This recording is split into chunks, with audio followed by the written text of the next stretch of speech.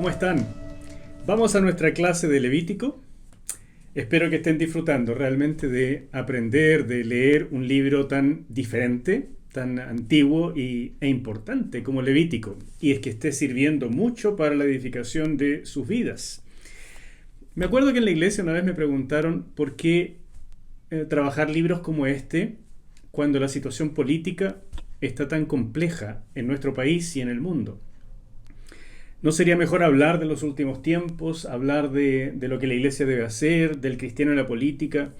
Y yo creo que hay mucho de eso, es cierto, y creo que hay muchos que hablan de eso. Pero me siento guiado por el Señor a poder mostrarles algo de la profundidad de la palabra, de tener comunión con el Dios de la palabra. Porque cuando las cosas están demasiado complejas a nuestro alrededor, no es que nos escondemos como el avestruz y entonces metemos la cabeza en el hoyo, sino que de verdad buscamos al que tiene las soluciones. Buscamos a nuestro Señor, Él sabrá guiarnos, Él sabrá también decirnos cómo ser guerreros cristianos, con una espada en una mano y con las manos cruzadas también para la oración. Es decir, hermanos, tenemos mucho que aprender de libros antiguos como este, donde Dios estaba formando un pueblo de misioneros, un pueblo guerrero. Hoy comenzamos con el capítulo 1 de Levítico y nos vamos a encontrar en los primeros 7 capítulos de este libro con 5 sacrificios. Son los 5 sacrificios levíticos que después se mezclan y se hacen de diferentes maneras y por eso la verdad es que hay una gran variedad de posibilidades con los sacrificios, pero son 5 básicos. Y el primero que vamos a encontrar en el capítulo 1 es el famoso holocausto. Todo esto se desarrollaba aquí, en este famoso altar de bronce, también llamado el altar de los sacrificios o altar del holocausto. Bueno, entonces lo que podemos hacer es comenzar leyendo este capítulo 1, que es tan importante, y ustedes me van siguiendo en la lectura. Vamos a estar usando ahora la Reina Valera contemporánea. Yo siempre les digo que la Reina Valera 60 es mi regalona, pero necesitamos algunas veces para el Antiguo Testamento un lenguaje un poco más sencillo. No recomiendo tanto la NBI, ya lo he dicho antes, en el Nuevo Testamento sobre todo tiene varios problemas, así es que si pueden conseguir una Reina Valera contemporánea, de verdad les va a ayudar. También la actualizada y hay varias otras formas de Reina Valera, pero esta es la que vamos a estar usando ahora. Y para que no se pierdan, el texto lo tienen ahí delante de ustedes en la proyección. Bueno, el Señor llamó, ahí están las palabras que les mencioné en la sesión pasada, Vayikra, ¿no es cierto? Que se debería traducir y Él llamó. Y esa I, que no está traducida en la Reina Valera contemporánea, es importante porque conecta Levítico con el libro anterior. Bueno, y Él llamó. ¿A quién? A Moisés, desde el tabernáculo de reunión, y habló con él. Le dijo, habla con los hijos de Israel y diles, cuando alguno de ustedes presente una ofrenda al Señor, la presentará de su ganado vacuno u ovejuno. Era algo propio, no es simplemente comprar algo, sino de lo que yo he criado, mi corderito, mi vaca, etc. Y comienza la descripción. Vamos a tener 3 tipos de holocausto, de vaca, de oveja y de pajaritos. Entonces aquí está el primero, en el versículo 3. Si su ofrenda es un holocausto vacuno, ofrecerá de manera voluntaria un macho sin defecto. Lo ofrecerá delante del Señor a la entrada del tabernáculo de reunión. Pondrá su mano sobre la cabeza del holocausto y le será aceptado para expiación suya. Y ahí les presento un becerrito, ¿no es cierto? Hay varios tipos de ganado vacuno. Este me parece que es un Hereford. Y la cosa es que normalmente se usaban animales pequeños, de menos de un año. Son más fáciles de transportar, etc. Así que tienen esa connotación.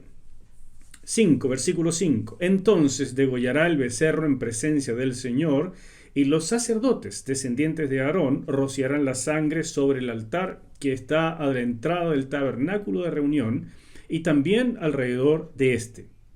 Luego desollará el holocausto y lo cortará en pedazos. Entonces los hijos del sacerdote Aarón pondrán fuego sobre el altar y compondrán la leña sobre el fuego. Luego los sacerdotes, hijos de Aarón, acomodarán las piezas, la cabeza y la grasa de los intestinos sobre la leña que estará sobre el fuego, encima del altar. Y enjuagarán los intestinos y las piernas, y el sacerdote quemará todo esto sobre el altar. Se trata de un holocausto, es una ofrenda encendida de olor grato para el Señor. Esa es una expresión súper importante, así que por eso la tengo subrayada. Háganlo ustedes también si quieren.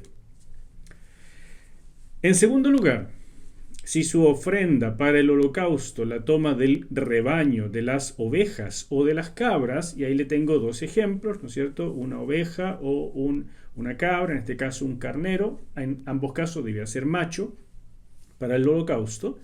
Dice, deberá ofrecer un macho sin defecto y degollarlo delante del Señor al lado norte del altar. Los sacerdotes, hijos de Aarón, rociarán su sangre sobre el altar y alrededor de éste. Lo cortarán en trozos junto con la cabeza y la grasa de los intestinos, y el sacerdote acomodará todo ello sobre la leña que arde sobre el altar.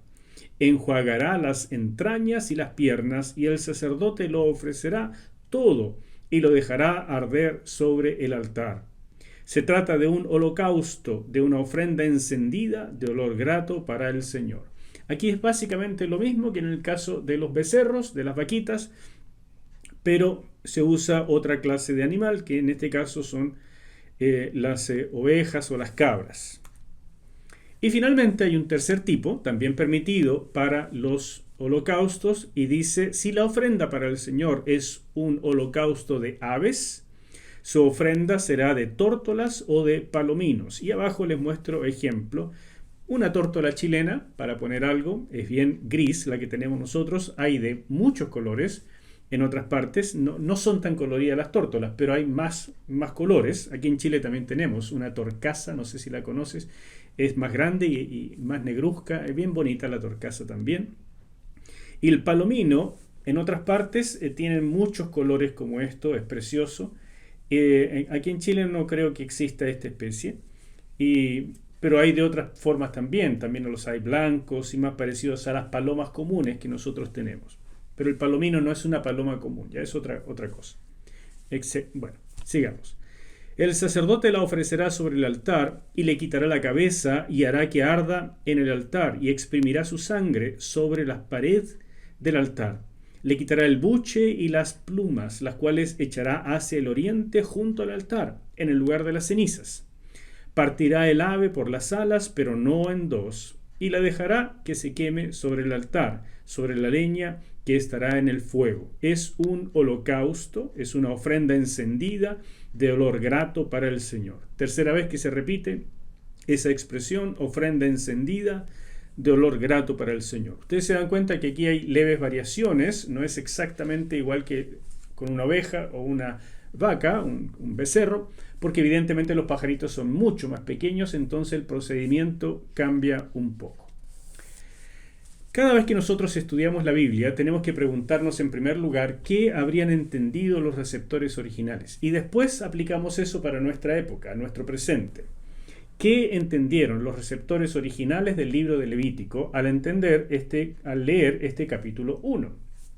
Comencemos por decir qué significaba la palabra holocausto. Pero antes de eso, se me olvidaba, necesitamos saber algunas palabras que se van a repetir constantemente a través del libro y que son re importantes. En primer lugar, la palabra expiación. Todas estas palabras las pueden buscar en diccionarios y van a dar tremendas explicaciones, largos párrafos, y tienen razón porque son palabras complejas en otro idioma, con diferentes usos, entonces hay que investigar bastante. Pero para hacérselos más sencillo, para tratar de resumir, vamos a entender expiación como otorgar perdón. Así de simple, eso, otorgar perdón. Muchas veces, sin embargo, se usa como sinónimo de otra palabra más o menos compleja, que es la palabra propiciación. Esa palabra significa básicamente hacer propicio. O sea, cuando dos personas están enemistadas, ¿qué tengo que hacer? Le doy un regalo o algo así para volver a hacerlo propicio a mí. Y por eso lo vamos a resumir como volver a ser amigos. De eso se trata. Entonces, muchas veces el holocausto tenía que ver con mantener la comunión o restaurar la comunión con el Señor, entonces volver a ser amigos. Pero cuando había alguna situación de pecado, el holocausto y otros sacrificios también tenían que ver con reparar eso. Y por lo tanto, la expiación tiene más que ver en ese caso con perdonar. Y finalmente la palabra redención, que también la vamos a encontrar mucho, la vamos a entender como rescate, como sacar a un esclavo de su estado de esclavitud. Bueno, así que mantengan en perspectiva eso, anótenlo al lado de su Biblia, ya aparecieron aquí algunas de estas palabras, entonces anótenlas ahí para que no se les olvide. Pues bien, comencemos con el significado de la palabra holocausto. Vamos a ver cinco cosas que entendía una persona de aquella época al leer el capítulo 1 de Levítico. En primer lugar, el nombre. Se usan 3 nombres para este sacrificio en este capítulo 1. El primero es la palabra olá, que viene y se traduce holocausto. Viene de una palabra, de un verbo, alá, que significa subir, ascender. Y tiene que ver con que el sacrificio, al ser completamente quemado, porque esa era la idea del holocausto, que no se reservaba nada, todo debía ser consumido por el fuego, todo subía a Dios en el humo. Era como si Dios a través del fuego se estuviera comiendo el sacrificio. Todo le pertenecía al Señor. Esa es más o menos la idea de una persona en aquella época. En segundo lugar, en el versículo 9 se usa la palabra ishi, con una repetición de la consonante ahí, y que se traduce ofrenda encendida o enteramente quemada en los versículos 9, 13 y 17. Y por último, en los versículos 3 y 10 se habla de la ofrenda, pero en una palabra especial que es la palabra corbán, que viene del verbo krab, y tiene que ver con acercar algo a Dios para entregárselo completamente. Esas son las palabras que se usan y para una persona de aquella época eran sumamente significativas. Para mí, para nosotros hoy, el tema central es que todo es entregado al Señor. Hasta llegar al capítulo 7 de Levítico vamos a darnos cuenta que la piel del animal se le daba al sacerdote oficiante como pago por su trabajo. Pero solo eso, nadie más aprovechaba absolutamente nada. Y es una muestra de adoración, porque cuando nosotros traemos una ofrenda al Señor, tanto en el presente como en el pasado, por lo general algo nos reservamos. O sea, por ejemplo, si nosotros damos el diezmo en la iglesia, parte de esa plata se va a usar en la electricidad del templo donde nos reunimos y eso nos va a cobijar, nos va a dar electricidad, sonido, calefacción, un montón de cosas. En otras palabras, damos algo y se nos devuelve algo. Pero este caso del holocausto era completamente entregado. Todo se quemaba, no quedaba nada. Nadie consumía algo del animal, ni el sacerdote, ni el oferente. Todo era completamente entregado. Y eso evidentemente significaba algo. Significaba la total entrega del adorador y al mismo tiempo la total aceptación por parte del Señor al consumirlo completamente. ¿Me va siguiendo? Esto es súper importante porque el holocausto aparece en primer lugar porque es la muestra, podríamos decir, del procedimiento de todo sacrificio y es al mismo tiempo como la expresión máxima de los sacrificios, porque es el más caro, el completamente entregado. Por eso aparece en primer lugar, aunque en la práctica, en la antigüedad, nunca se hacía un holocausto en primer lugar. Siempre acompañaba a otras cosas. Bueno, aquí tenemos que parar un minuto y hacer una aplicación re importante al presente. El holocausto, por ser completamente entregado y tan caro, representa la idea de una ofrenda extravagante. Es como el perfume que derramó María sobre la cabeza y los pies del Señor. Ella entregó todo lo que tenía, todo eso que era su dote, la entregó. Simplemente la ofrendó, se la regaló, se la derramó al Señor.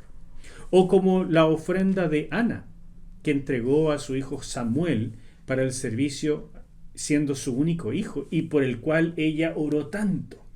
La ley decía que ella podría haber rescatado por dinero a su pequeño, ¿no es cierto? Eso era parte de las posibilidades, pero ella cumplió lo que había dicho el Señor y entregó a su hijo a ese pequeño, es difícil de entender, pero eso es una ofrenda extravagante.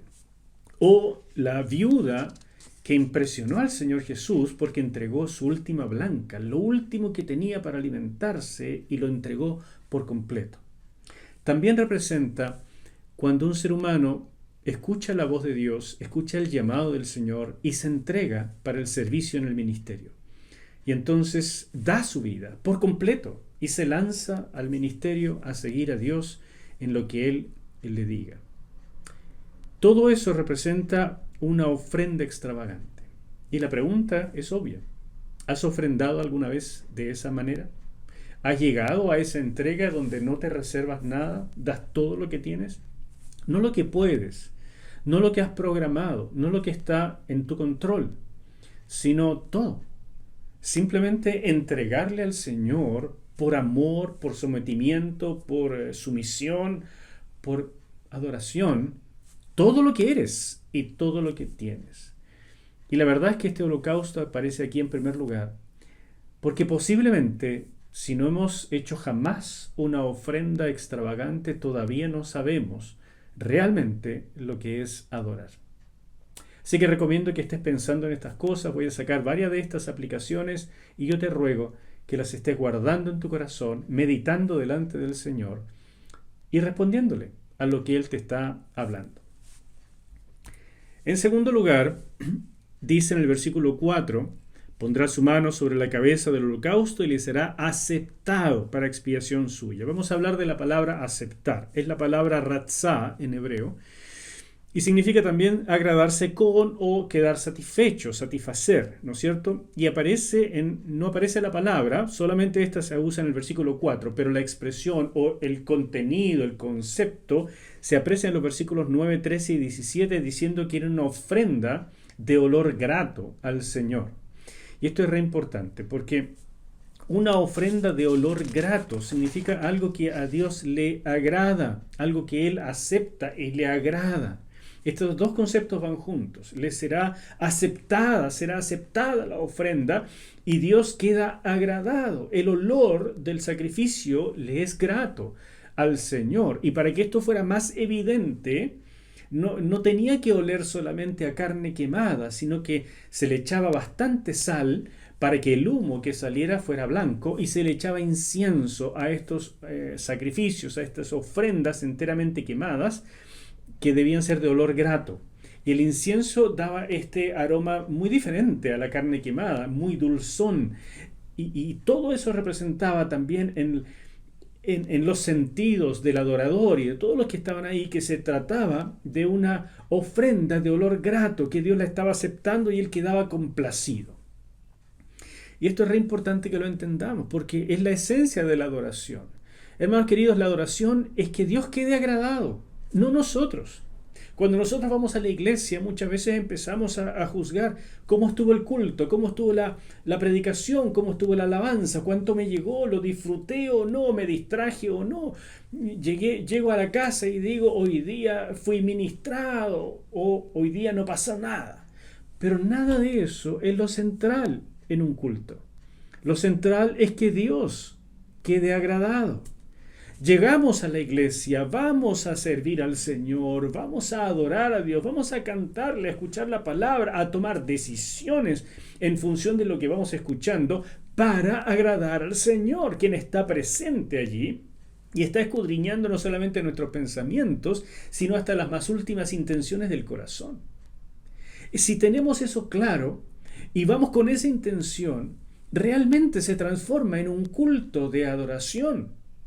Pero si no es esa nuestra intención, sino que vamos para que nos hablen, para que nos den consuelo, para que nos den un consejo, para que nos abracen, para que me guste la alabanza, para volarme y estar en otra, tal vez el Señor ni siquiera esté ahí. Tengo que decirles que a veces me sorprende de lo que yo veo en muchas iglesias. Y a veces es simplemente más de lo mismo.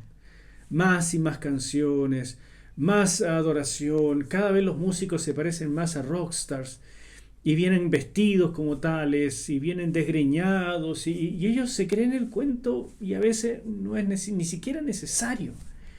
Y otras veces el predicador también parece un motivador, ¿no es cierto?, de pensamiento positivo.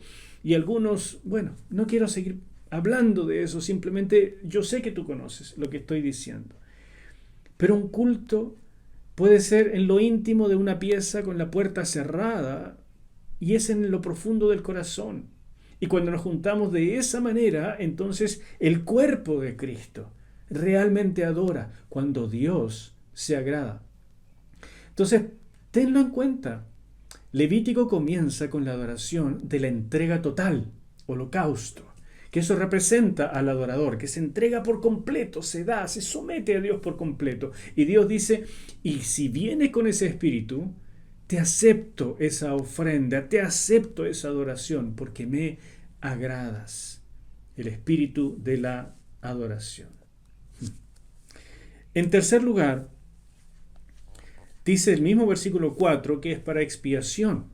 Es la única vez que se usa en relación con el holocausto, lo vamos a ver de nuevo en otros sacrificios más adelante, pero la verdad es que el propósito central del sistema de sacrificios y del holocausto en particular era la expiación. Y por eso se menciona aquí de manera enfática al comenzar en el versículo 4. Y lo importante es que la expiación era posible solo porque Dios permite esta sustitución del culpable por un inocente. Y como dije antes, vamos a entender eso, expiación, como mantener la amistad, cuando se puede ver como un sinónimo de propiciación, o recibir perdón, cuando había algo que perdonar.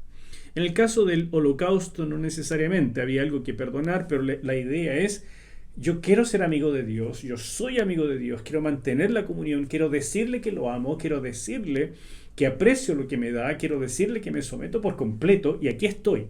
Como no me puedo someter, o mejor dicho, entregar por completo sobre el fuego del altar porque me moriría, aquí va un sustituto. Y esa sustitución que representa mi adoración, Dios la acepta porque Él ha definido que recibe la sustitución, recibe al carnero, a la vaquita, lo recibe en lugar del adorador. Y estoy, por supuesto, hablando de la gente de hace miles de años en el Antiguo Testamento. Pero es realmente importante que tengamos eso siempre presente. Es algo que Dios inventó, no nosotros. Y por eso esta línea llega finalmente hasta el sacrificio de nuestro Señor Jesucristo, pero es porque algo que Dios diseñó, no es una invención humana. Sustitución, un término tremendamente importante y que aquí en la expiación es para mantener la comunión o para recibir perdón. En cuarto lugar, una cuarta cosa que es lo que habría entendido una persona de aquella época es el procedimiento que se seguía acá. Y en primer lugar era escoger el animalito. Tenía que ser un animal de la propia vacada o del propio ganado vacuno o cazar un pajarito a menos que lo tuviera en cautiverio. Pero no es el asunto de comprar algo. Y esto es re importante porque cuando llegamos a la época del Señor Jesús, cuando ya funcionaba el templo, por ejemplo, se volvió un comercio. Y eso es lo que el hombre siempre hace con las religiones.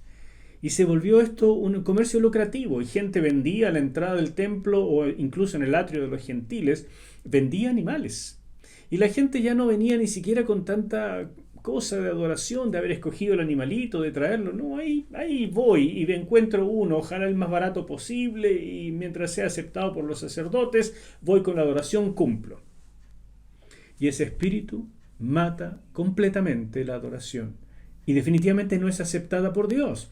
El que piensa que con eso logra algo delante del Señor es porque cree que Dios no existe. Tan simple como eso. Pero si Dios realmente está ahí, tenemos que cuidarnos en el corazón de agradarlo. Y agradarlo comienza por creerle y por tanto obedecerle.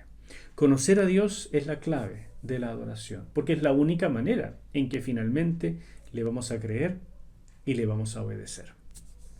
Pues bien, el procedimiento comenzaba con escoger cuidadosamente al animalito. No podía ser nada menos que lo mejor que yo tuviera. Generalmente, como digo, era pequeño, menos de un año, y en este caso debía ser macho. En algunos otros se permitía hembras, pero en este caso debía ser macho. Mira, no puedo darte todos los detalles, por qué tenía que ser macho y tantos otros. La verdad es que hay muchos detalles interesantes. Y si quieres saberlos, por favor, compra el libro que ya he mencionado varias veces y no quiero seguir mencionándolo para no ser majadero, pero son detalles importantes, lindos. Pero yo me estoy concentrando especialmente en las aplicaciones, si no sería eterno esto. Segunda cosa, la imposición de manos. La imposición de manos tenía dos significados y los tiene todavía hoy. En primer lugar, la identificación. Yo me identifico con la víctima, o sea, el cordero soy yo, y él va a ser degollado en mi lugar. Y en segundo lugar, transferencia, sobre todo cuando se trataba de pecado. Poner las manos sobre la cabeza del animal significaba transferir lo que yo tengo, lo malo que yo tengo, para que la ira de Dios no caiga sobre mí, sino sobre la víctima inocente, mi reemplazo. ¿Me sigues? Esas dos cosas son re importantes y tengo que hacer un pequeño comentario de esto. Ojo con este asunto de la imposición de manos, algo que comienza aquí, tan antiguo, pero que llega al Nuevo Testamento y lo vemos en muchísimas partes. El apóstol Pablo, por ejemplo, le dice a Timoteo que los dones que le fueron entregados con imposición de manos del presbiterio. O sea, hay un poder especial, hay cosas que pasan con la imposición de manos. El autor de Hebreos, en el capítulo 6, versículo 2, nos dice que existe y que deberíamos conocer una doctrina sobre la imposición de manos. O sea, es algo realmente importante. Y lo que quiero decirte con eso es que hay una identificación, sí, pero hay transferencia también. Y por lo tanto, no permitas que cualquiera te imponga manos. No permitas que te transfiera algo alguien que tú no conoces. Porque espiritualmente pasa. Lo que pasa es que nosotros no nos damos cuenta de todo lo que ocurre en el mundo espiritual. Pero por eso tenemos que empezar a aprenderlo de la palabra y creerlo. Que de verdad eso, el Señor lo está anunciando porque ocurre. Entonces, en nuestra iglesia, por ejemplo, nosotros ponemos especial cuidado porque la imposición de manos para nosotros es importante. Pero ponemos cuidado en quién puede hacerlo, quién está autorizado para hacerlo. De pronto le decimos a todo el mundo, vaya y ponga manos sobre las personas, porque creemos que todo cristiano en última instancia debe saber hacer esto y puede hacerlo, pero también les decimos, fíjese en lo que hay en su corazón, en lo que está sintiendo, si el Señor le está guiando, porque no queremos esta transferencia que a veces no es del todo positiva. Bueno, hay mucho que decir de eso, pero no tengo tiempo ahora. 3. El animal era degollado por el adorador y su sangre era derramada a los lados del altar.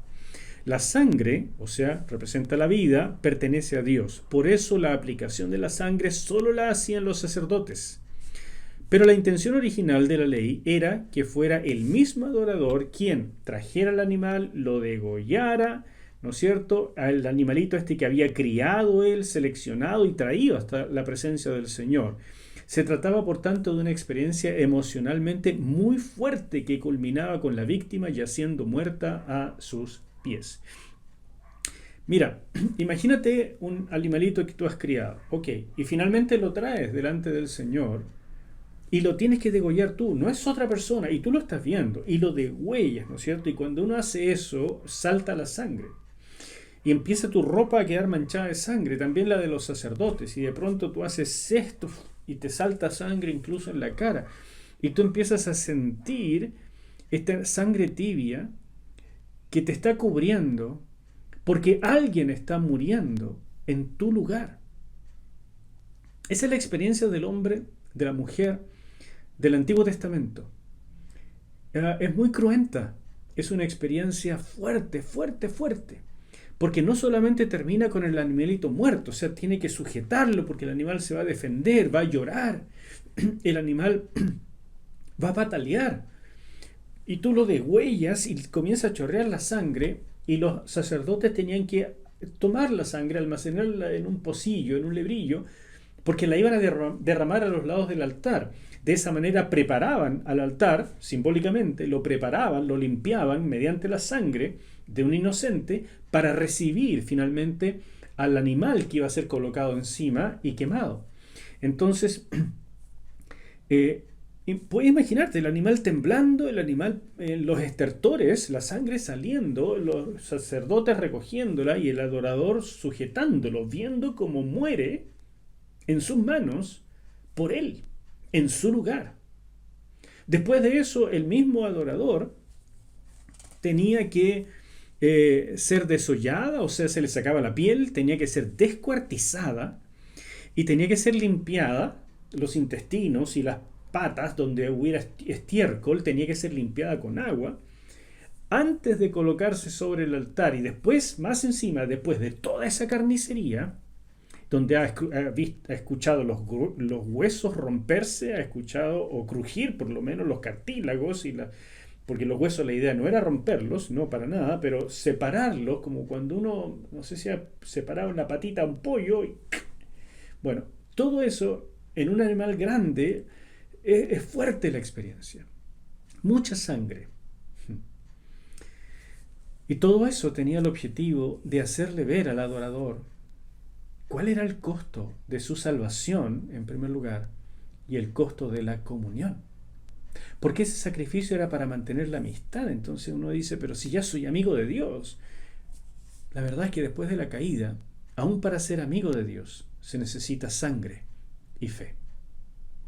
Entonces todo esto nos enseña cosas de gran importancia. Dios acepta esto, pero nos hace ver constantemente el costo de nuestra redención y el costo de nuestra comunión con Él.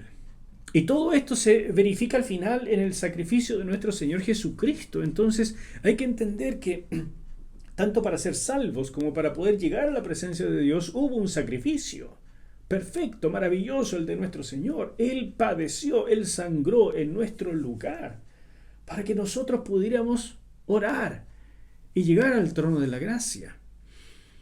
Mira, yo te sugiero una cosa: cuando la siguiente vez que tú ores, antes de comenzar con la lista de peticiones y tantas otras cosas, antes de aburrirte con la oración, no sé cómo oras tú, pero antes de cualquier cosa, espera un momento y di: gracias, Señor, porque es por tu sacrificio que ahora, en este momento, puedo llegar a la presencia del Padre y recibir gracia y ser aceptado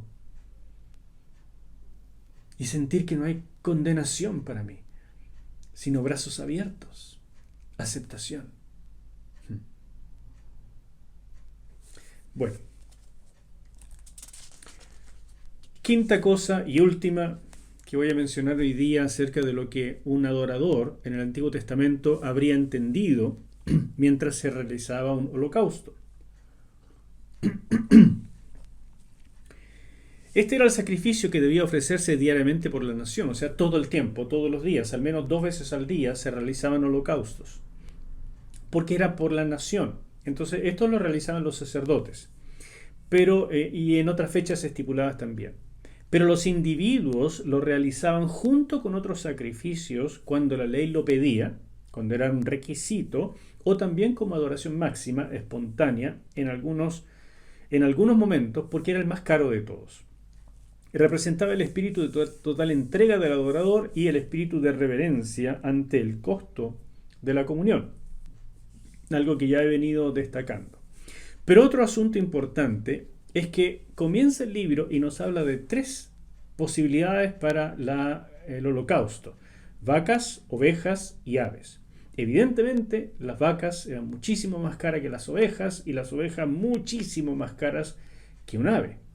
Entonces nos habla, en primer lugar, en el capítulo 1, de que Dios quiere que este sistema de sacrificios sea asequible para todo su pueblo. No importa la situación económica, aún el más pobre podía ir al campo y cazar un animal limpio, como en este caso un pájaro, y eso es lo más barato de lo barato, y traerlo para adorar al Señor. O sea, el Señor quería que esto no fuera un impedimento, y cualquiera de estos animalitos iba a ser aceptado por el Señor si la situación económica de la persona así lo requería. Pero si alguien que podía ofrendar un becerro. Escogía ofrendar un pajarito porque le salía más barato. En lugar de ser aceptado como comunión, le era pecado. Le jugaba en contra. Y yo quiero parar un minuto y decirles que no vayan a hacer tal cosa con el Señor. Nunca le ofrezcan lo que les sobra. Nunca ofrezcan menos de lo que debe ser. No lo hagan, porque el Señor mira los corazones. Él de verdad sabe hasta las intenciones más profundas. Si van a adorar al Señor, háganlo como corresponde, y si no, no lo hagan, porque se les cuenta en contra. No quiero, hermanos, que se automaldigan con este tema de las ofrendas. Las ofrendas en el Nuevo Testamento, que generalmente se transforman en dinero, ¿no es cierto? Una ofrenda o el diezmo o algo así. Pero yo me refiero a todas las ofrendas. Ofrenda de tiempo que a veces damos, ofrendas en especies, ofrenda en misericordia, en ir a una casa y cuidar a un enfermo, ofrenda en llevarle alimentos a las personas, ofrenda en el diezmo, por supuesto, en las ofrendas de dinero, en la ofrenda para un misionero, etcétera. Muchísimas cosas que ya vamos a llegar a la aplicación de todas estas, no hoy día, pero vamos a llegar a la aplicación de las ofrendas en el Nuevo Testamento. Pero aquí estamos frente al sistema de sacrificio y ofrenda, porque el sacrificio de Jesucristo no había sido hecho todavía. Entonces están las dos cosas aquí mezcladas y tenemos que aprender a sacar los principios. Pero el punto que nos enseña esto es que es una obligación. Dios lo requería, esto lo enseñó el Señor. De no hacerlo era equivalente para un israelita de hace miles de años de haber dicho: Dios no existe, por lo tanto no hay que hacer esto, no hay que obedecerle, no hay que creerle. Dios no me va a hacer nada, lo hago a mi manera. Hermanos queridos, eso es un menosprecio, es deshonrar al Señor. Entonces lo que el Señor ha dicho en su palabra, mejor conócelo y hazlo a su manera, no a la tuya. En segundo lugar, solo se podía ofrendar lo mejor. Cualquier otra cosa es una deshonra, es menospreciar a Dios. Y en tercer lugar, todos podían participar según sus capacidades económicas. Pero el que podía dar un becerro, no se le ocurriera dar un pajarito.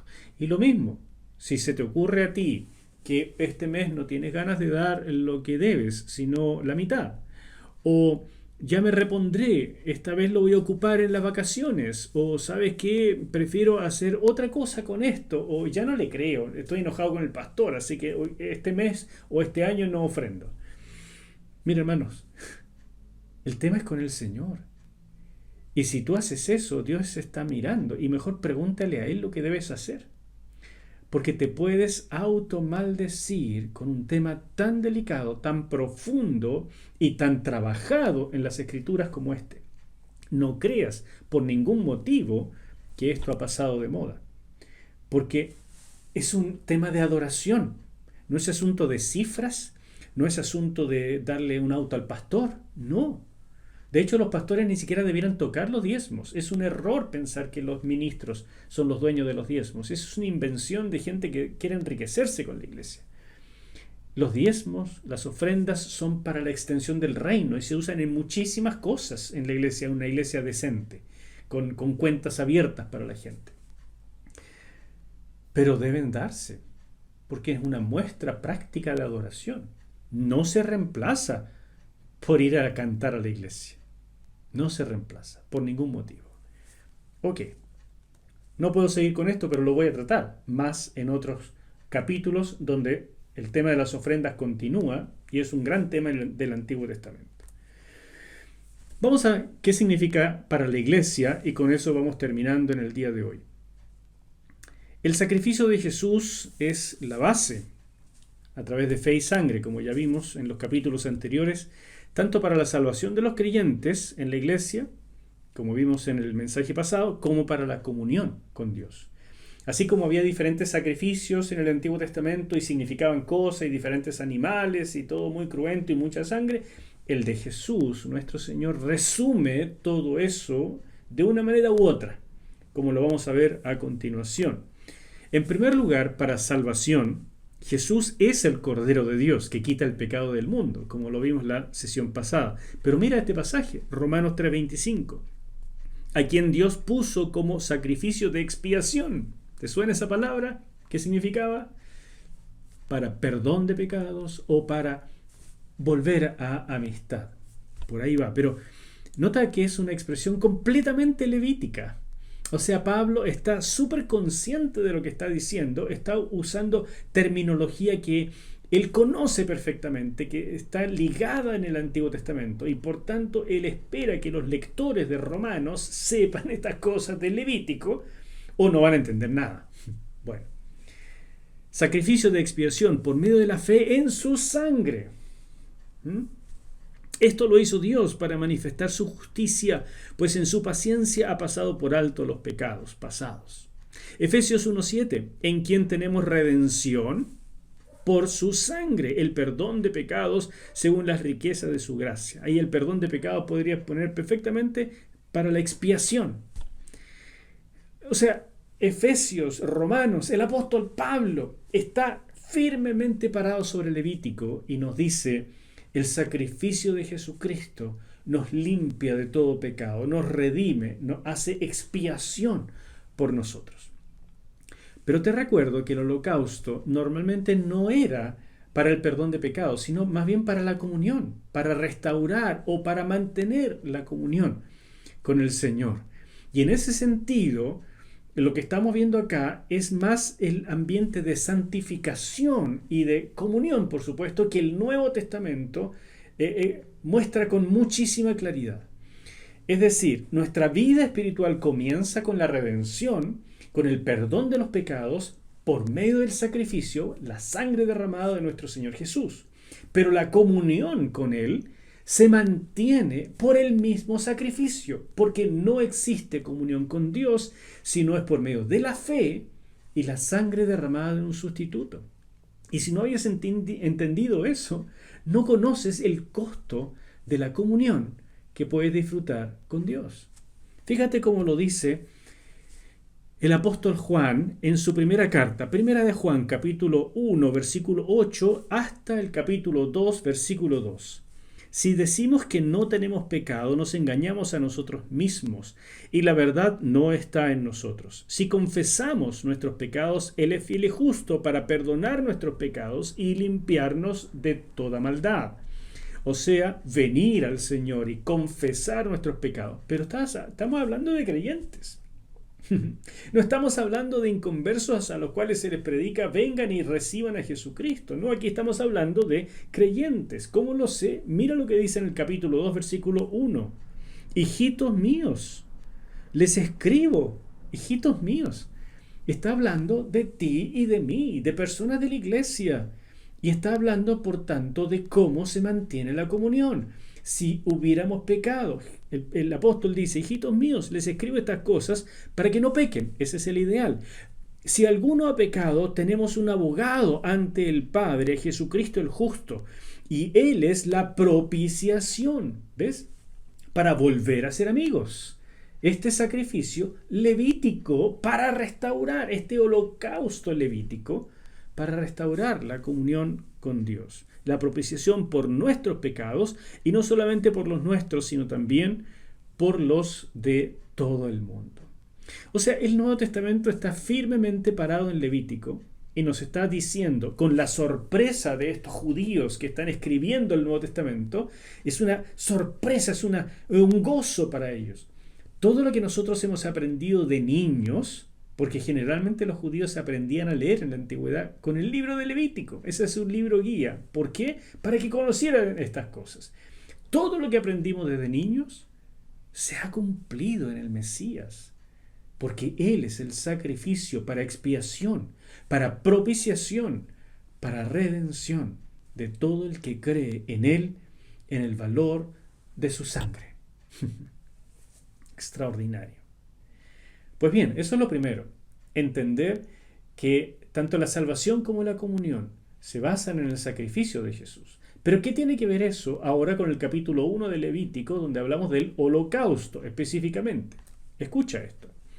El holocausto se cumple, por supuesto, en el sacrificio de nuestro Señor Jesús. Efesios 5:2 dice, y andad en amor, como también Cristo nos amó y se entregó a sí mismo por nosotros, ofrenda y sacrificio a Dios en olor fragante. ¿Notas el lenguaje de Levítico? Ofrenda, sacrificio a Dios, olor fragante. Eso es Levítico. Jesús es el holocausto porque Él no se reservó nada para sí. Él se entregó por completo. Él le dijo al Señor, necesitas un sacrificio, yo voy. Mientras Dios le dijo a Abraham que sacrificara a su hijo Isaac, pero en el último momento Dios detuvo a Abraham y le proveyó un sustituto, un carnero enredado en las zarzas, para que sacrificara ese carnero en lugar de su hijo. Cuando vino el sacrificio de Jesucristo, el Hijo de Dios, Dios no detuvo ese sacrificio, sino que lo permitió hasta el fin, y Jesucristo fue inmolado y llagado y hecho realmente una bolsa de sangre. Porque Dios no detuvo el sacrificio, sino que lo permitió. No hubo sustituto para Jesús, sino que Él fue el sustituto para ti y para mí, para todos nosotros. Esta es la gloria de nuestra fe, que Dios nos amó de tal manera que envió a su Hijo como holocausto para no reservarse nada y entregarse por completo en obediencia a Dios. Ahora bien, lo sorprendente de todo esto es que no solamente Jesús es un holocausto, que eso lo podríamos haber deducido y hasta adivinado, sino que la verdadera adoración que Dios espera de nosotros es que nos consideremos a nosotros mismos como holocaustos. Fíjate en esto. Romanos capítulo 12, versículos 1 y 2. Así que, hermanos, yo les ruego por las misericordias de Dios que se presenten ustedes mismos como sacrificio vivo, holocaustos, pero que permanecen con vida, en imitación de Jesucristo, que se ofreció como holocausto, pero tomó su vida por medio de la resurrección, y Él vive y reina por siempre. El Señor nos dice, yo quiero que ustedes se presenten como sacrificio, pero sacrificio vivo. O sea, entréguense por completo para servir a Dios, no para ser inmolados sobre un altar, sino para que su vida ya no les pertenezca. Y mira cómo dice, un sacrificio vivo, santo, agradable a Dios. Así es como se debe adorar al Señor, a Dios. O sea, esto es adoración. Entregarse de esa manera es adoración, y es la única adoración que Dios reconoce y acepta. Y no adopten las costumbres de este mundo, sino transfórmense por medio de la renovación de su mente, para que comprueben cuál es la voluntad de Dios, lo que es bueno, agradable y perfecto. Esa es verdadera adoración. Tú y yo, si queremos adorar a Dios como corresponde, hemos de ser también holocaustos, seguir el ejemplo de nuestro Señor Jesús. Y Jesús mismo lo dice con estas palabras en Lucas capítulo 14, versículos 26 y 27. Si alguno viene a mí y no renuncia a su padre y a su madre, ni a su mujer, y sus hijos, ni a sus hermanos y hermanas, y ni siquiera a su propia vida, no puede ser mi discípulo. Y el que no toma su cruz y me sigue, no puede ser mi discípulo. Ser un verdadero creyente no es solo ir a la iglesia, no es haber aceptado alguna vez a Jesucristo como Señor y Salvador, es ser un holocausto, un sacrificio vivo. Y aquí Jesús lo muestra claramente, renunciar incluso a la propia vida por seguir, tomar la cruz y seguir a Cristo, porque si no, no puedes ser mi discípulo. Y quien lo dice con más claridad que nadie, seguro es el apóstol Pablo, en Filipenses capítulo 2, versículos 5 al 8, donde nos dice que haya en ustedes este mismo sentir que hubo en Cristo Jesús. Hemos de imitarlo. ¿En qué? Quien siendo en forma de Dios no estimó el ser igual a Dios como cosa a que aferrarse, sino que se despojó a sí mismo. Tomó forma de siervo y se hizo semejante a los hombres, y estando en la condición de hombre se humilló a sí mismo y se hizo obediente hasta la muerte y muerte de cruz. Claro, Jesús se humilló a sí mismo porque nadie podría haberlo humillado a él. Pero lo hizo porque él se consideró un holocausto, una ofrenda completamente entregada, una ofrenda en tu lugar y en mi lugar.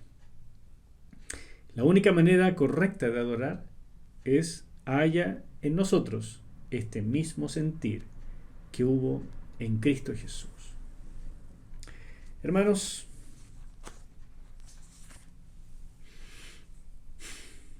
nos deja la vara sumamente alta, ¿no es cierto?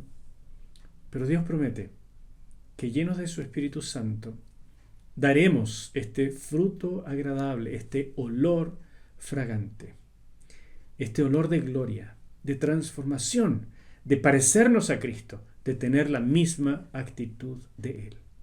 Él sabe que tú solo, que yo solo no podemos hacerlo, pero Él nos ha prometido hacerlo con nosotros y en nosotros. ¿Y qué nos ha prometido? Que podremos adorar como sacrificios vivos, holocaustos, en las manos del Señor. Que el Señor te bendiga, te ayude a meditar en lo que hemos aprendido hoy día, lo pongas en práctica y llegue la gente a decir, ese hombre, esa mujer, ya no se pertenece a sí mismo. Verdaderamente, Dios habita en él. Padre, dale gracia a mis hermanos y a mí para poner esta palabra por obra. Te lo pido en el nombre del que vive, Jesús, nuestro Señor. Amén. Nos vemos la próxima. Dios te bendiga.